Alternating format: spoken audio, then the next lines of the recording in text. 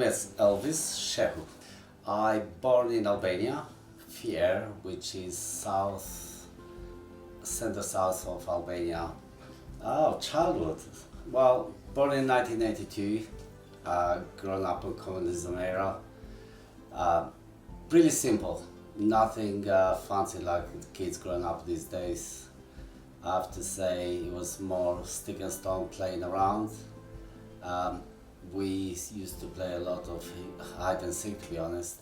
Growing up is, even from the school era to the holidays era, like everything was controlled. Njëmaj.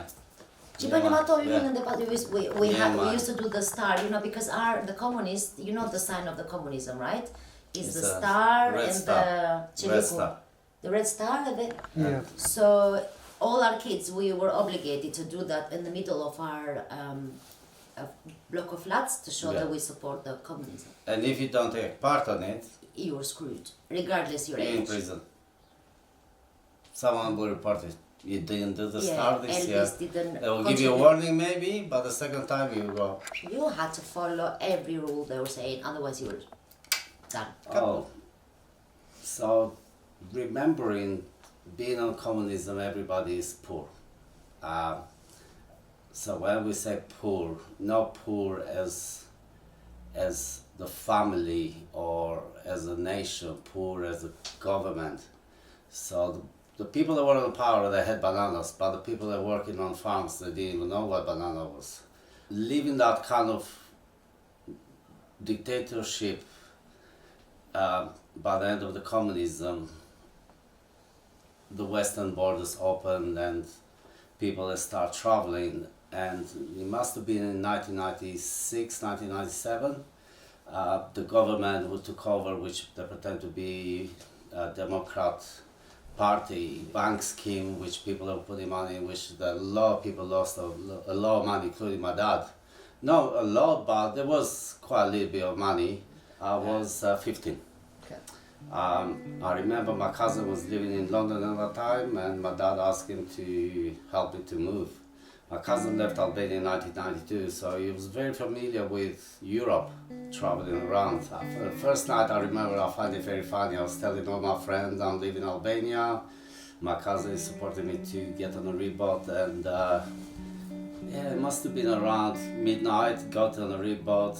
It was on the riverside, and the journey started. And halfway on the sea, the driver decided to turn around because the water was cloudy, the waves were too big, and we turned around and we went back home.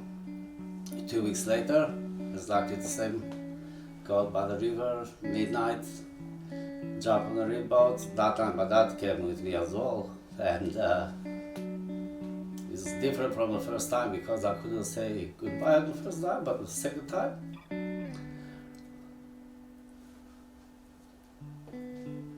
it was hard.